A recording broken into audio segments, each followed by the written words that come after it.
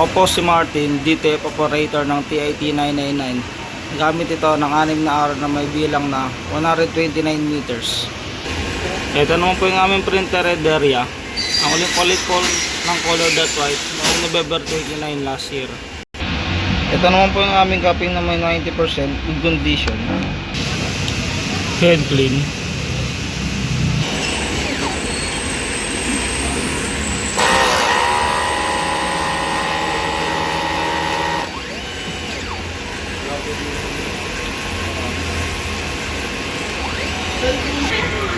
Punasan ng water after head clean. Nozzle check.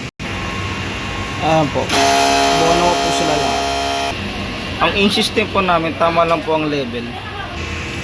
Ito naman po ang aming waste stock. Nalinis lang po no Saturday. Ito naman po ang aming APR. Ito naman po yung aming stocks. Stock rin po ng unused ink tsaka green solution po. DTF powder at DTF bin. Ito naman po yung aming weekly physical inventory report. Updated. Consumables withdrawal. Updated din po. Daily output record. At DTF monthly checklist. Yun lang. Maraming salamat po.